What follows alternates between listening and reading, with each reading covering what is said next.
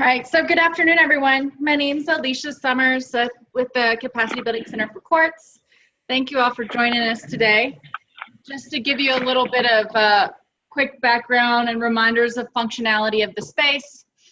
If you would like to talk on here, just feel free to either type something in the chat box, which is right in the middle of your screen, or for me, I prefer if you'd rather talk out loud, interrupt me with questions, comments, or thoughts as we go through.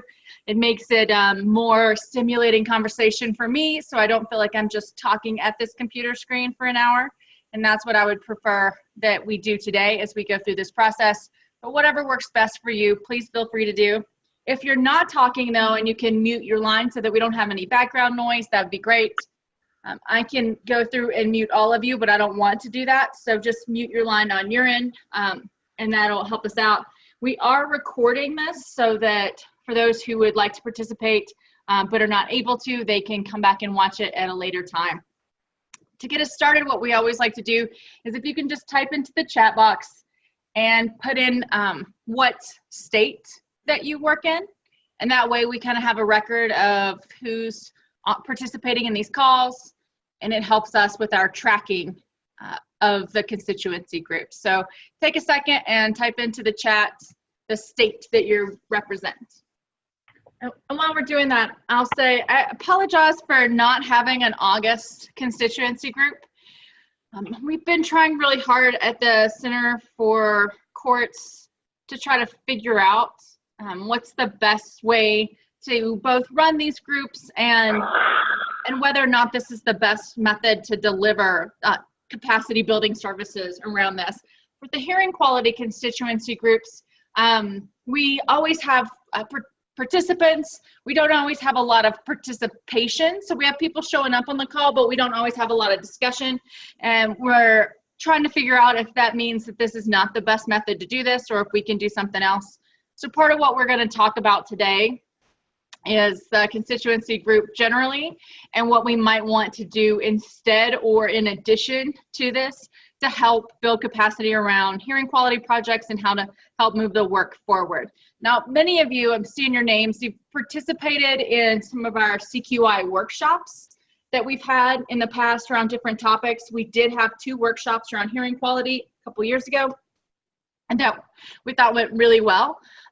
One of the things that we have been thinking seriously about, and we're going to discuss on the call later today, is the potential of using a in-person workshop as kind of a platform to move the hearing quality work forward, and then using these constituency group calls as follow-up from that to talk very specifically about projects and how they're going, how to move them forward so that people have opportunities very similar to the workshop to share their ideas, where they are in the project, and get feedback from their peers.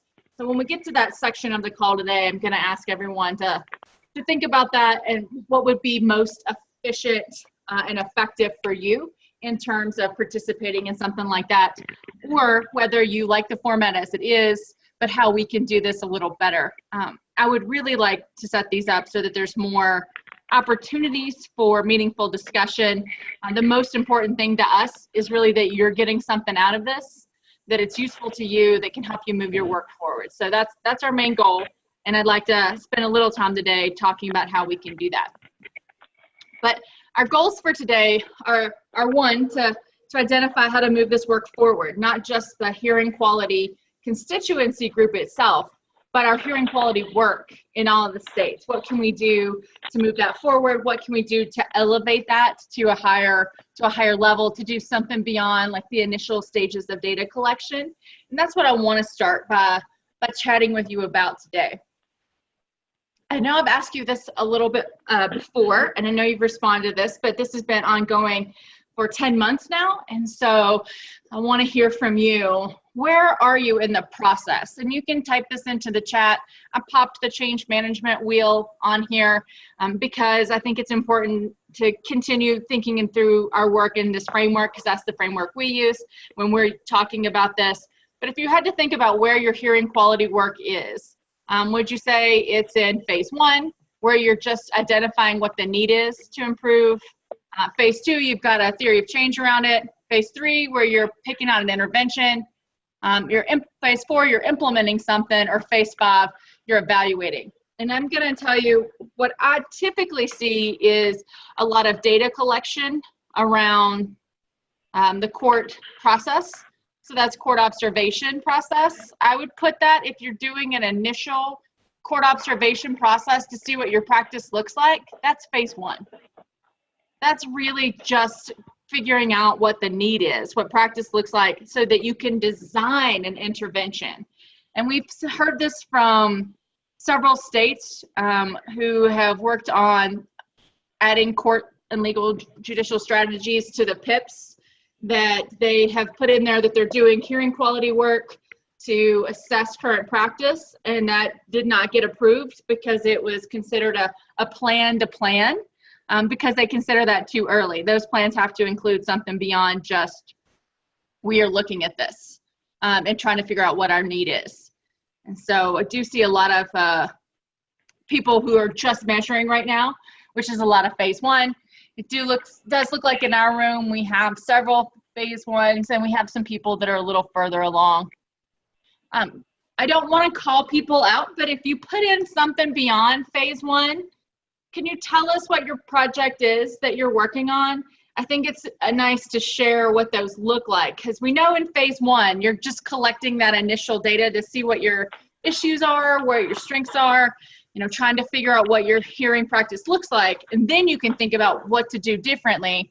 But after that, when you get into, figuring out what you want to do with it, I think it's nice to learn from others about what they've done. So some of you guys who've put in phases 3, 4, or 5, can you tell us a little bit about your work?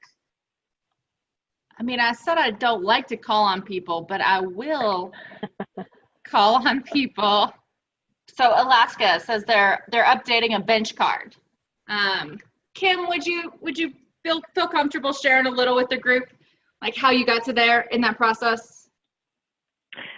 We're working on a permanency project, and so we've added we're adding a supplemental bench card to what there already is, getting judges to engage parties more, and just asking more of the permanency-based questions and giving them tasks to complete by the next hearing. Okay. And so you're figuring out what that what your bench card should look like, so that they can use that as an intervention to change practice. Yes. Yes, that's exactly what we should see after identifying these are things that are not happening in hearings, what's going on there. I think it's interesting that Judy, and I don't know who DG is, Judy, you guys disagree about where you are in the process? Dennis, thank you. That you guys disagree about where you are in the process. And I think that's fairly common in terms of trying to figure this out, because there's so many different places you could be. Would you guys be willing to share where you think you are, so that we can have a nice discussion around that? I'd love to hear that. Go ahead, Judy. Dennis, no, I'll let you go ahead, Dennis. Well, from my mind, we're in the evaluation, because of course we're doing the EPIC program and soft and engaged participation in court, and we have been taking the data for the past 9 months, Judy, and yes, we're kind of reevaluating it and kind of thinking that we need to start back at the phase 1. So I'm thinking we're passing through phase 5 to get back to phase 1. Well, that's kind of perfect. I mean, the process is cyclical, and that's what we'd like it to do, is after you do the evaluation, see what's going on, then you take that data and you start the process. I don't want to say all over, but it gives you an opportunity to look at, like, what's the need now? What is this saying? What do we need to do differently? So that's a perfect example of our process. So we appreciate that. Thank you for sharing. And Dennis, I was going to say something very similar. I think we did our baseline. We started collecting the data. We did a pilot with 7 counties, and we thought we were making some progress. And yet, I'm not sure that we are where we wanted to be. So we're going back to phase 1. Yeah, and I totally agree with that. Great. Well, thank you guys for sharing. Our goal today really is to start thinking this through. So Utah, nobody wants to talk out loud. I know you guys have to be tired of hearing from me and you want to share. Let's see. So Utah also has a bench card for older youth. And they're in the process of trying to figure out whether to make adjustments or move forward. So great. Yeah, that's always the tough part. So in my opinion, like if we're doing this hearing quality work, there's a million ways that you can look at hearing quality. When you think about how it's defined, you know, we talked about definitions of hearing quality on our earliest calls around this. But really, there's so many different components to what a high quality hearing can look like. And so I know that the projects all over the country vary widely in their focus and their aim. Some are very specific to working with certain populations, like Utah, older youth with APLA goals, and seeing what hearing, like the hearings look like. You know, what do you need around that? Bench cards for this, how to improve that process specifically. Others are broader and trying to look at general practices. You know, we've talked about how that could include focus on engagement, and some people are just focusing on engagement. Others might be trying to add components from the safety guide or from the resource guidelines, best practices in this area.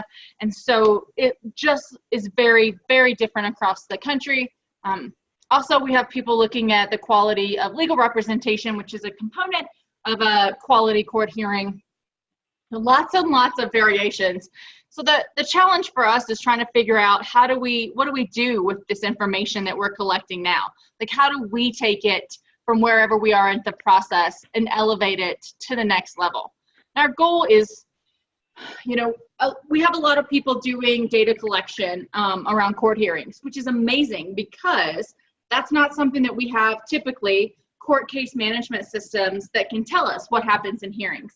We might be able to identify dates of hearings, maybe who's there, how long they take sometimes within that context, if there's a continuance and maybe why. So some of these process measures, we might be able to tell that, which is great, but it's really hard to tell from many of the case management systems if there's one at all that collects this data around what is happening, what's getting discussed, who's there, how are they being engaged in the process, are these findings being made on the record, just generally what this process looks like to tell us a little bit more information around what we can do better.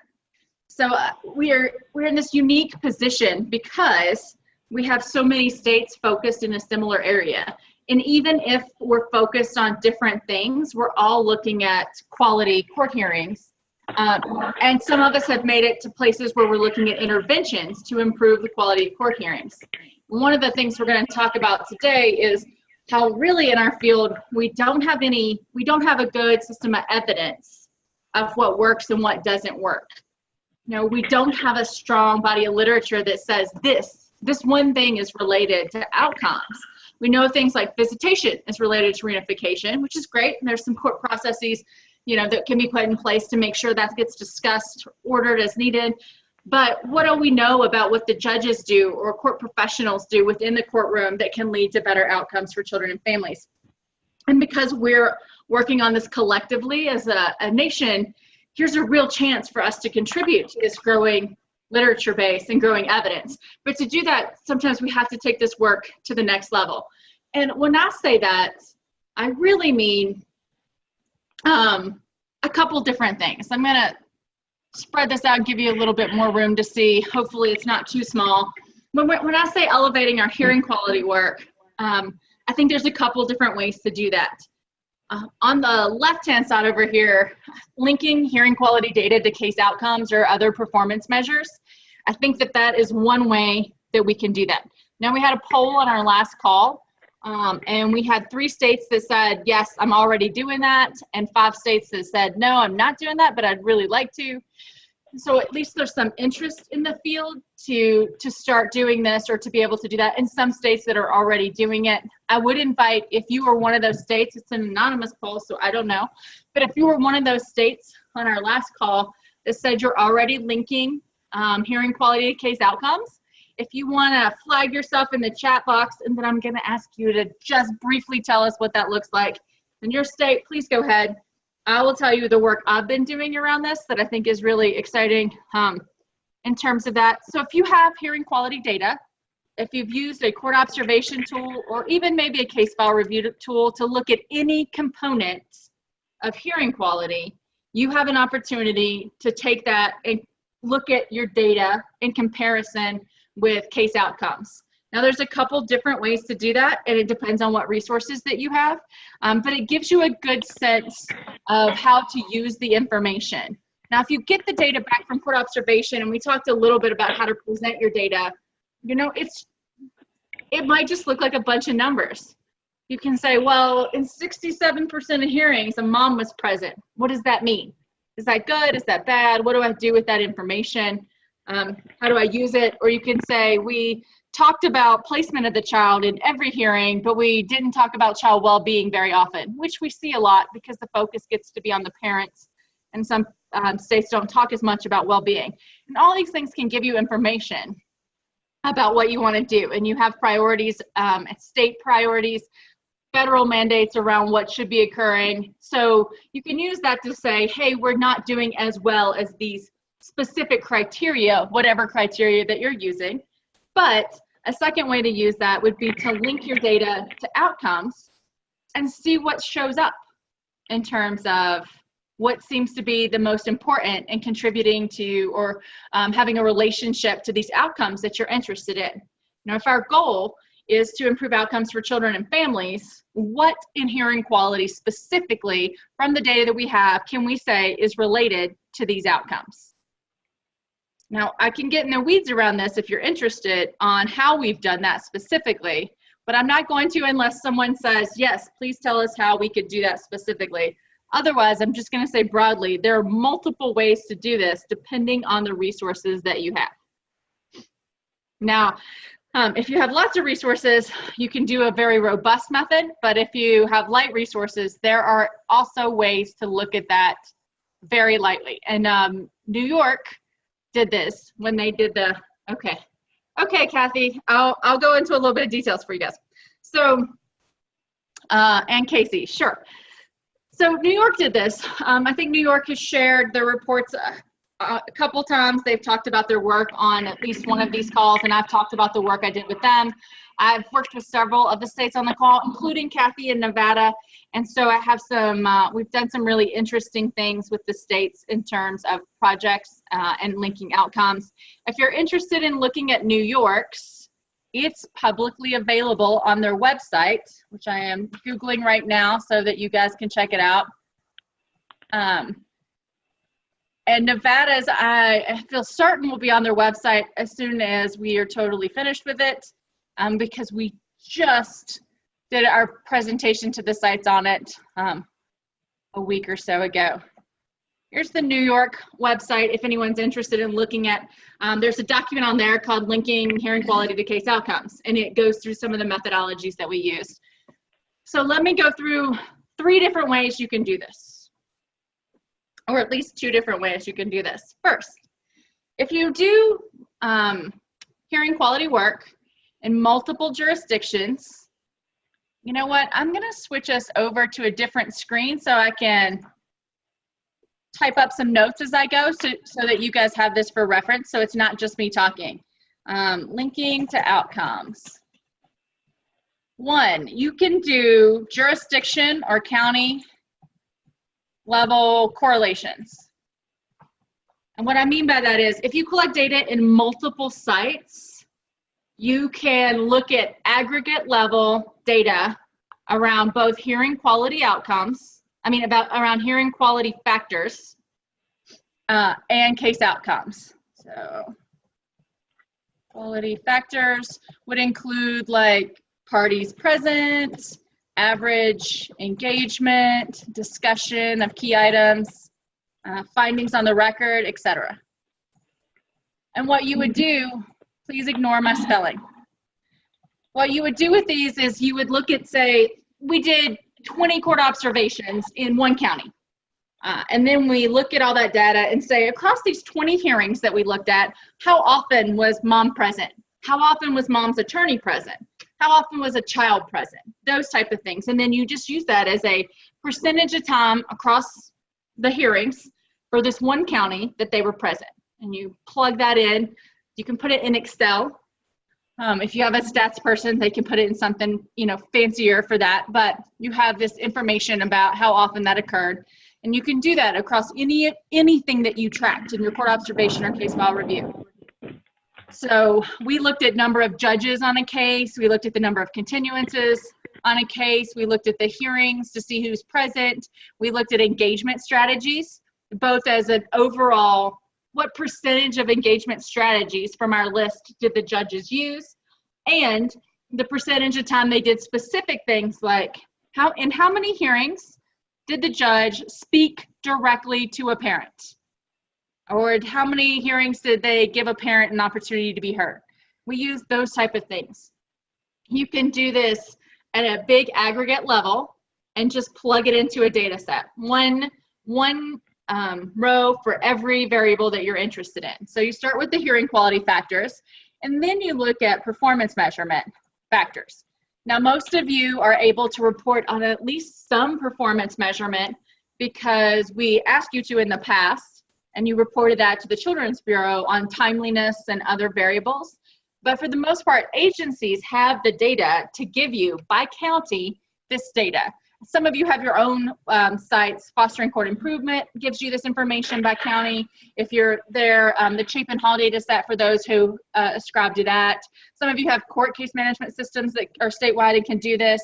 But if you look at performance measurement, the ones I always start with are time to permanency, not spelled, generally, percentage of cases that end in reunification, sometimes time, permanency within 12 months, kids aging out of care. I want to call it aging out. I don't like emancipation. It's aging out. They age out of care. And then how many kids are in care more than 24 months. So just to start with some measures. Now, if you have measures that you're already interested in, let's say you've had your CFSR recently, or you've had other data recently that says, wow, we really have a problem with our time to adoption, or we're really struggling with engagement, or we're really struggling with time to guardianship, whatever that looks like, add that to this list. And you do the same thing. You take a percentage, like the aggregate number for a given year, the year that you did the court observation or your data collection for hearing quality, and you plug that into this data set, and then you run a correlation. Now, Excel does correlations too. It's just going to give you a number between -1 and +1. I don't want to do a rudimentary stats thing for you, but I'm going to because I don't know what everybody in the room knows. It's going to give you a number from 1 to 1. Correlation, closer to 1 is high correlation. All that means is they're related. It doesn't matter if it's -1 or +1. The direction, that's a direction. The strength of the relationship is how close it is to 1.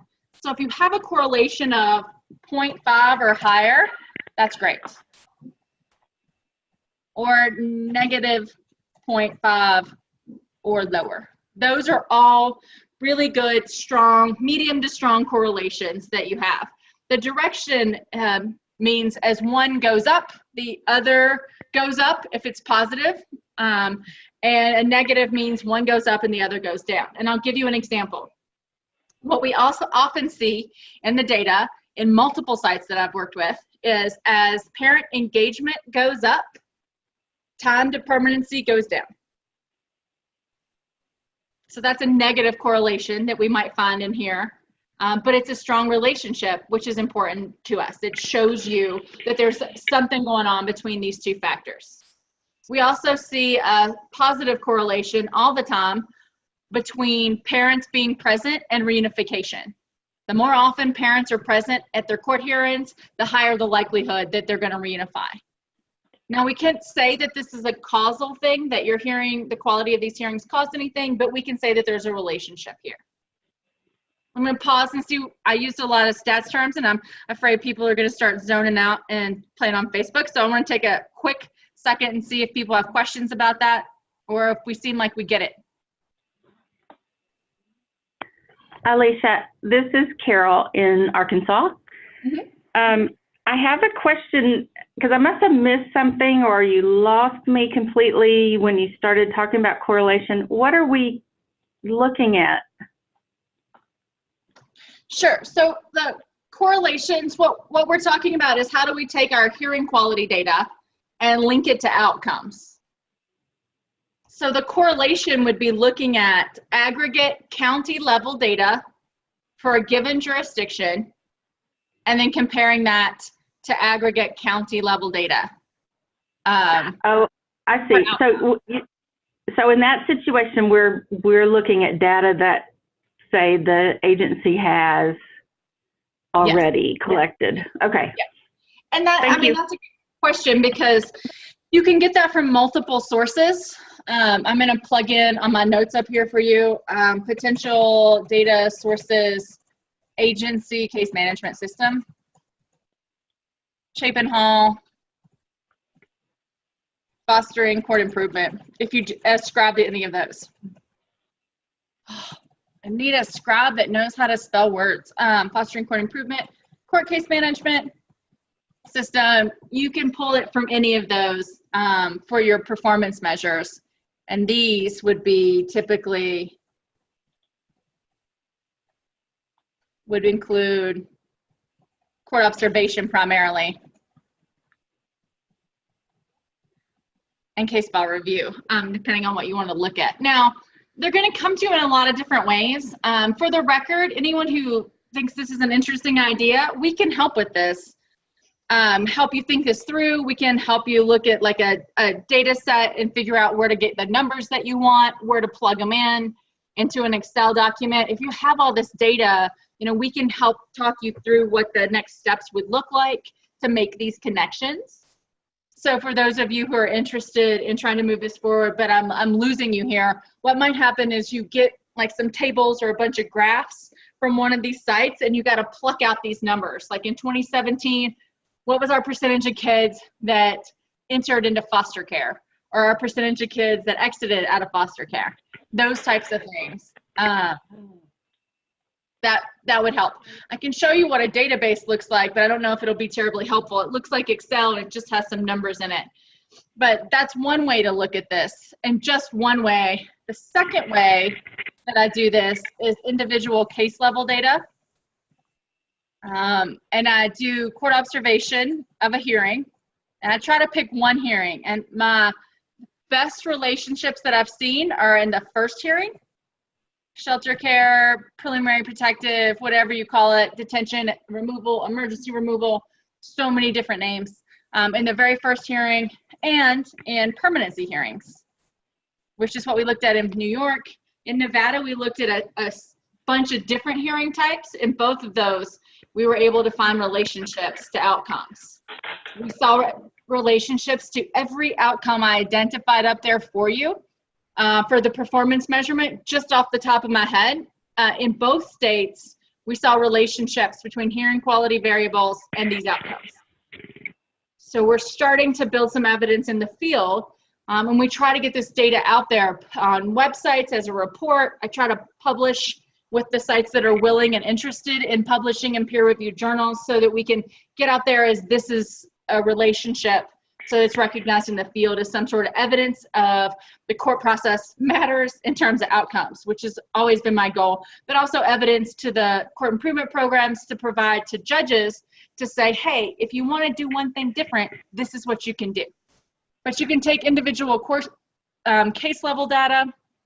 So you did court observation, let's say, of 100 hearings, and they were different hearing types or even the same hearing type, and you have all that data. Well, you can follow those cases until case closure and put in information about the timing of their court hearings and how many judges and how many continuances, and then what their outcome was. And you can run the same, look at the same types of relationships and determine whether the cases early on, what happened in their early hearings, predict case outcomes. So, and that's a little bit more robust because instead of looking at aggregate level across the jurisdictions, you're actually looking at in a specific case, did this hearing predict the outcome on the case? And if you're collecting data already, you probably have the capacity to do a lot of this with a little bit of help. If you have your own researcher, they can help. If you don't, we can help you think this through in terms of what you have or what you need. But this is one way that we can elevate the work so that we can help build evidence in the field. Right now, we can't tell people what works in court or what they should be doing, or even how to focus efforts beyond state and federal priorities that arise, or beyond what we know is best practices. Now we're starting to be able to recognize these are some things that we're seeing relationships to consistently across multiple states. When I say multiple states, I've done this work in several states, most robustly in New York and Nevada, but also Hawaii. We've been able to do these types of comparisons, at least one of these types of comparisons in each of those, both types of comparisons to look at outcomes. So that's one way we can do this, linking it to case outcomes. To me, this is a critical thing, and if we get multiple states doing this, we'll have a real opportunity to look at a national perspective on what seems to be working in hearings, because we do see some state level differences in what hearings look like, and even in what is most predictive of the outcomes. I can say from experience though, mom being present always is a predictor of reunification, and parent engagement seems to be the common thread across all sites in terms of what's a great predictor of these outcomes, how we engage parents. So we're already learning this. And to me, I think it would be a profound way to elevate the court experience in the field to demonstrate with concrete evidence this process makes a difference to families and can impact outcomes for our cases beyond social work or what the parents doing outside of court. So that's why I get really excited about it. But it's just one way to use your data to do more than just have the data collection piece to learn more about your hearing process. A second way, and again, please interrupt me if you have additional questions. A second way to elevate the hearing quality work is to use it as a training needs assessment. So we've had 3 training and evaluation workshops in the last year, actually all in the last 8 months. And what we've been trying to talk to all the states about is that really trainings should be part of your change management process. They should have a specific need, and they definitely should/can be tied into other projects so that they're not just a standalone, we're having a training because we have training monies or because somebody thought of something that would be great to do, or we saw a presenter who was awesome and let's bring them out. If we can link that into our work, and here's a great way to do that. If you take your hearing quality data and you analyze it and you see what the trends are, you should be able to say, it looks like these are things that are almost never discussed in hearings, or these persons aren't present in hearings very often. And sometimes that's attorneys, parents, children's attorneys. If you want youth to be present, you can tell from hearing quality work whether or not they're present in court, but you can identify where you see strengths and opportunities to improve practice, and then build your training agenda around that.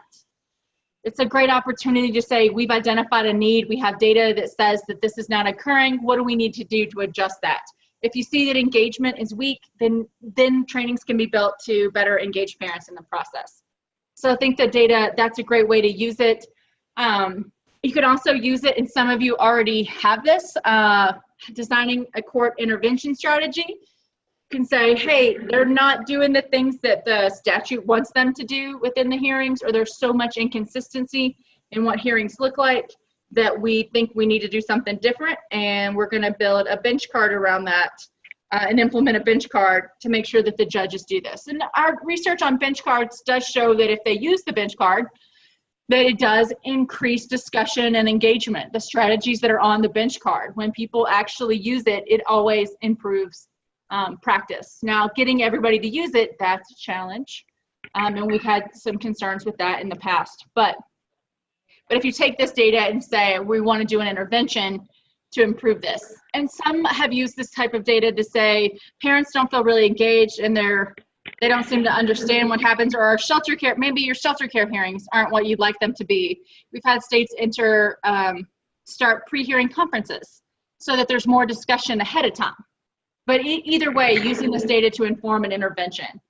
And lastly, another way to elevate it is to use it as baseline data to measure effectiveness. So you have this data, now you do something different. When you get to that phase 5 where you're evaluating it, one, you're looking at fidelity. Did we implement it? This is going to be critical for you bench card folks. Did they implement the bench card with fidelity in the sites? Implement it as expected is all that fidelity means. Because if they don't, you should not expect to see any changes in outcomes if that's the only change that they've made.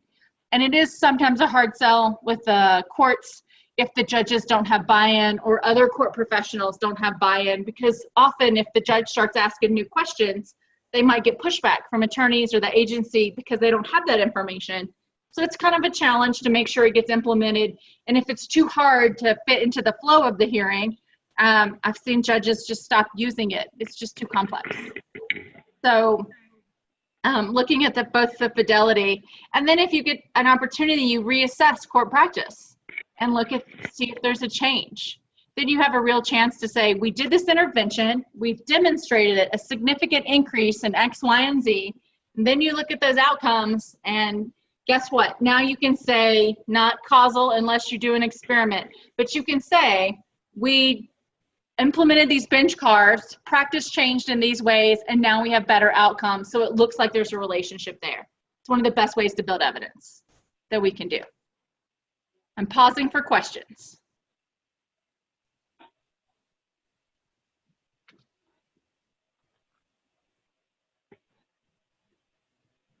Okay, so I've talked a lot about building evidence, and I want to explain what I mean by that.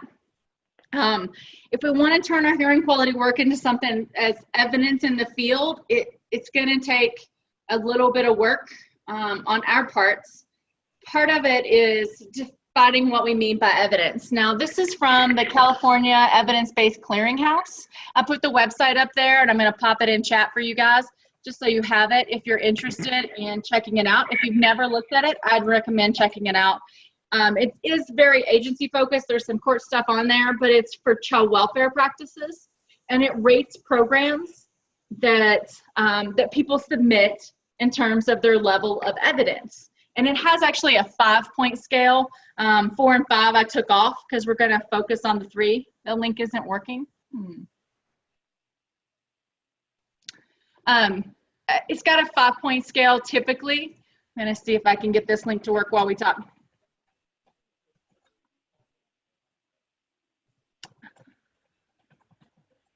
Apparently I can't talk and type at the same time. Oh, I forgot something is why. There we go. I'm going to pop this in here, and this is the corrected link. There you go. California Clearinghouse for Evidence-Based Practice. We did put one of our bench card studies we submitted, and it's listed as a promising practice. So their top 3, anything below this is not supported or harmful, 4 and 5. But number 1 is well supported by research evidence. Now, these are going to sound familiar to you for those of you who are familiar and have had trainings around the Family First Services, Prevention Services Act, because this is the top 3 categories that they look for. Well supported by research evidence.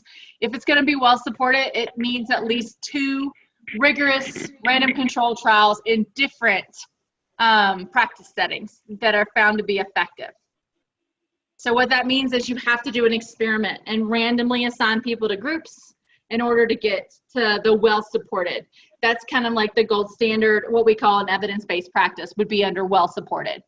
Number 2, supported by research evidence, means that there's been 1 random control trial and it had an effect of at least 6 months. Now, this is the criteria I believe that they drew on when they wrote this into the Family First, but they didn't specify all this. And so I think that that specification is still, there's some flexibility in the specification of these, which can work in our favor. 2, supported by research evidence, like I said, has to be a random control trial. And then 3 is promising. Now, this is where I think we can get the most bang for our buck in terms of our work with the courts. Promising has to have 1 study with some form of control. And control group is somebody that's not treated. And this could be a pre-post study where you're looking at cases from before and after an intervention, where you have a similarly suited jurisdiction where they don't do the intervention. So you have two jurisdictions that are next to each other and you do it in one and not the other. Could also be you do this in one courtroom and not another courtroom in a larger jurisdiction, but you have to have somebody to compare it to. We've also done this as a wait list comparison. And what that means is in these 3 courts, everybody starts right now, but 6 months from now, we're going to roll this out for everybody. And then you can compare those cases that got started in those 6 months. So there's different ways to do that, but you have to have a comparison group. And that data is all available on their website. For us, the evidence, according to Family First, really is this promising, supported, well-supported. And even though it's pulled from there, like I said, there's some flexibility. The minimally sufficient under here is promising. So if we'd like to have some court evidence that's considered promising around these specific things, it requires 2 things. One is this comparison or control group that they talked about on the site, and the other is that it needs to be manualized. And what that means is there needs to be documentation of what this is and how it gets implemented, so that it can be done consistently across multiple sites, and then you have something to compare it to. Now, a lot of interventions like bench cards, they often have documentation to go along with them about how and when to implement them. But other programs like mediation programs often have this type of information, but not everybody, not every program is going to have this, but that's what it needs. So the manualization is really just spelling out how to implement this. And if you're getting ready to test an intervention for those states who are in phase 3 or 4, this would be super helpful for you to have. And then after you try to implement it, see how it worked and then make adjustments. But this comparison group, that's critical. And that's something that we can help you guys think through and how to do. Because we can help you think about what that comparison group can look like, how to collect data in multiple sites. Sometimes it's just a matter of comparing them from pre to post. We did a training evaluation to assess the effectiveness of CANI, the Child Abuse and Neglect Institute, and we asked judges to send us hearings from 2 months before and 2 months after the training, and we made comparisons across those 2, and that's it. I mean, that's all we needed to do. CANI, based on this, and as soon as it's published as a study, will fit into this category. So that's something I think that we can aspire to, and that's something that we at CBCC can help you think through, because our goal, one of our goals, and my goal personally, is to help build the evidence in the field around this. Thoughts or questions from you guys?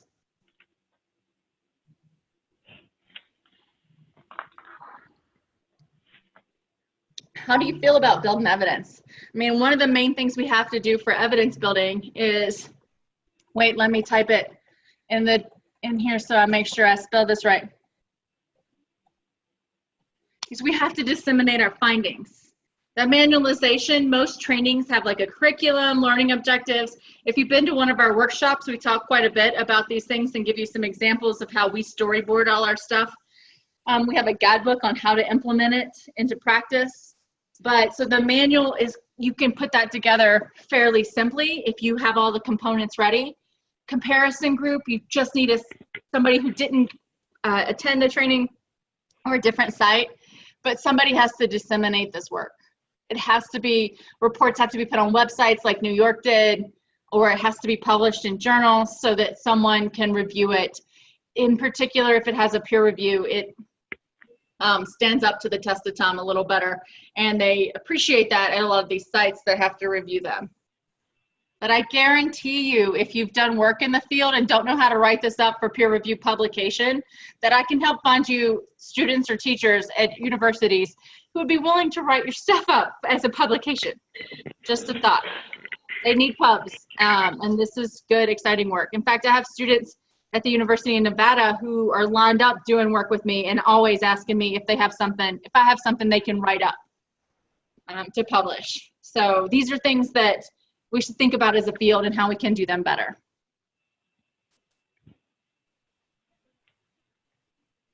I don't have comments. I'm going to jump into this workshop.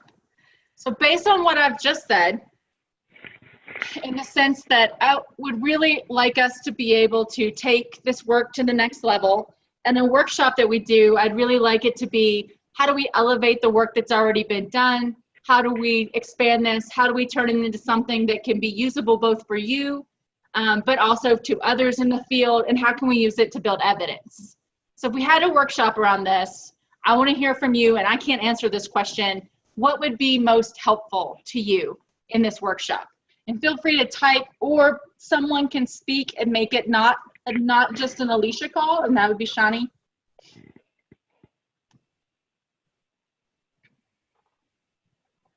Okay, so how to...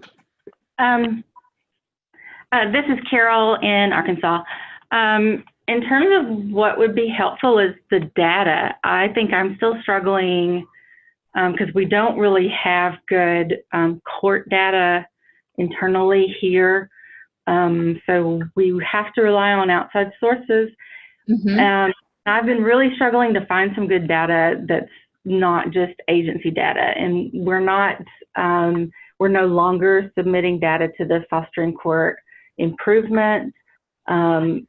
So it would be helpful to kind of get some data and actually start to look at it and know kind of where the sources are to pull it going forward, or even how to recreate it if there's data out there. So do you record your hearings?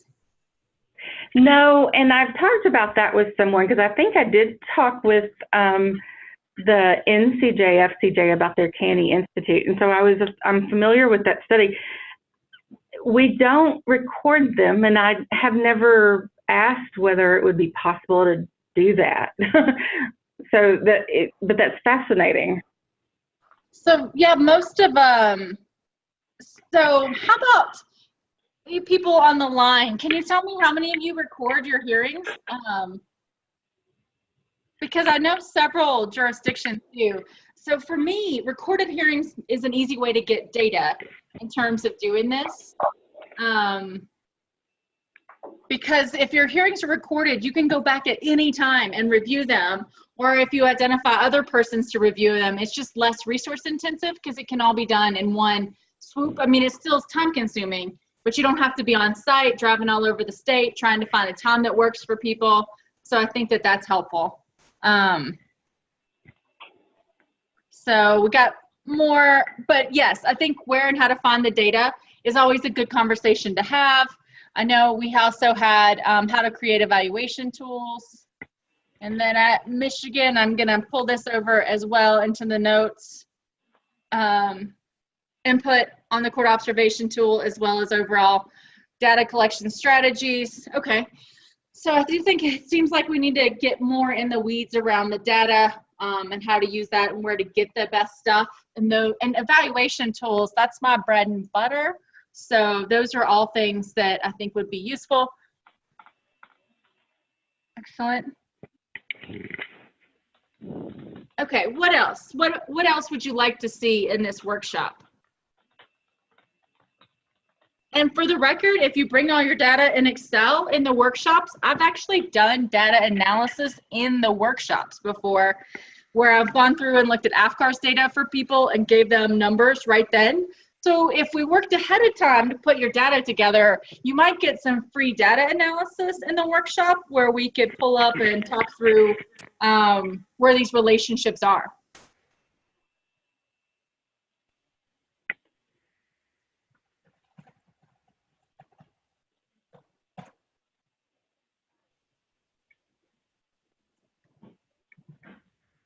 All right, so as we're talking through what this could look like, I'm just gonna pop over this little poll to gauge interest if we had this, and it would be probably early next year, so winter to spring.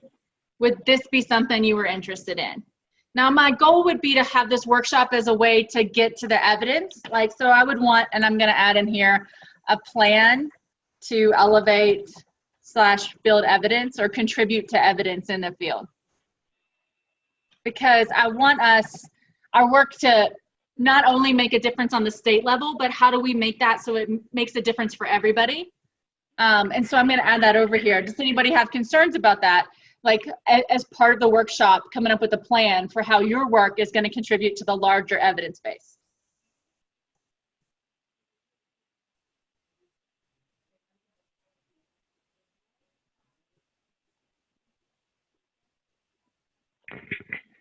All right.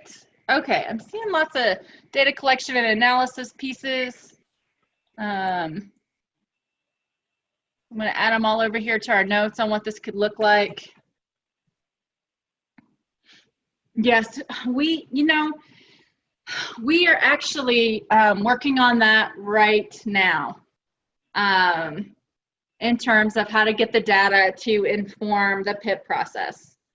We at the Center for Courts have been building some new models of capacity building services to work with the states that are doing CFSR work. We're going to be working with all the 2018 states for sure in some capacity, but also the states that don't have their PIP approved yet from earlier time frames for the CFSR. And our goal is just that, to help you talk through like the data and how to use that data to integrate legal judicial strategies into the PIP so that the courts have a role, and it's based on the data that comes from the courts around the court practice, so we can use that in a meaningful way. So I really appreciate that, and we're definitely working on that right now. And just to call out Veronica in Ohio, we're doing some great work with Veronica right now, and Veronica is actually looking at her court hearings in order to come up with a training agenda for the state. So using it in that way that I identified earlier to say, here's what's going on in our state, so that the counties get their own feedback, but then at the state level, they can identify where they need interventions or trainings to better support the different counties. So it's a great example of implementing this into practice. Not to put you on the spot.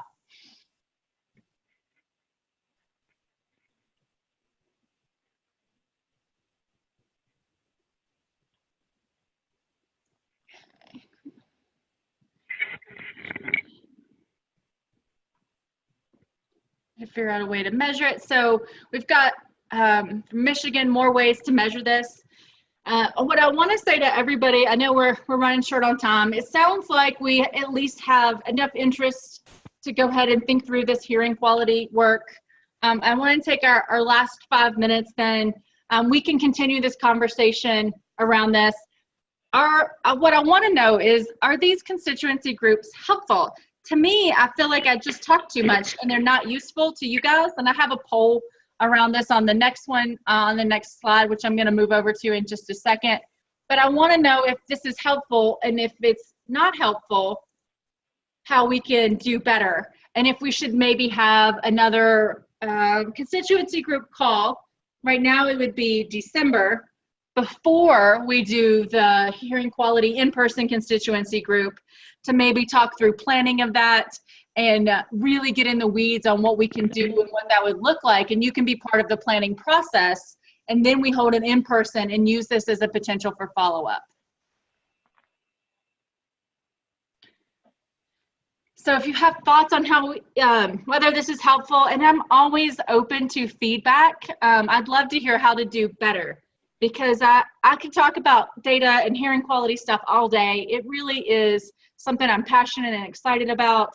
I love doing the work. I'm super excited to have worked with the states that I am currently or have already worked with, because I learned something on every project, and we're growing our evidence. It's just been so exciting for me to say, look, there's a relationship here, court matters, here's the things we should do. But I also want to be responsive to what you guys need. So tell me, please, if there's ways to do this better. I'm open to hearing them.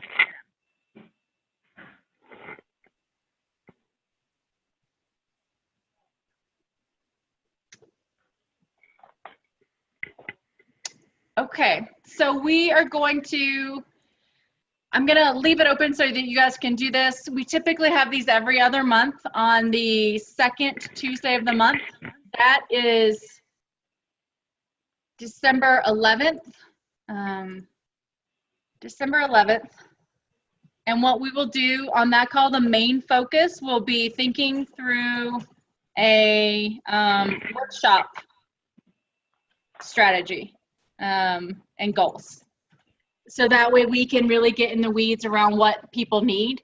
It'll also have an opportunity, I'm going to say December 11th, and it's always at 11 Pacific /2 Eastern. That should, man, I'm sorry guys, I cannot type today. But we'll also on December 11th have an open space. So on December 11th, and I'll send this out so everyone can share, we'll have an opportunity, one, to walk through strategies and thoughts around how to build this workshop that's most useful to you guys. But we'll also have, and then the people that participate in this call get first dibs on the workshop because they fill up almost every time. So you guys will get first crack at participation in the workshop, but we'll also have a big chunk of time for what I call open space. And what that means is, and we want you to bring these questions that you have, concrete, specific questions. So if you're saying, I'm having trouble with this tool, or I would like a plan around evaluating this, or any of those things, we can bring that to the group. I can provide feedback. We can ask others in the group what their questions or concerns are around that or how they've addressed it in the past. But that to do that, we'll need everyone to bring in any thoughts, questions, comments that they have around their current work. We'll take some time to do that. So just make sure you come with thoughts around that and what you'd like to do. And one more thing, don't forget that you can always talk to your liaison and set a consult with me. You can always talk to your CBCC liaison and say, I have this question. I'd like to talk with Alicia about it, about hearing quality, about measurement, about evaluation tools. Those are all my wheelhouse. You can also just email me directly and I will talk to your liaison so that they know that this is something that we're addressing. So just so you know, a lot of these questions that came up, these are things that a consultation might fix. It might be easy. We can talk an hour on the phone. Other things might take a little longer, but we can develop a plan to get you figured out. So don't forget that we're available to do that. And I do appreciate all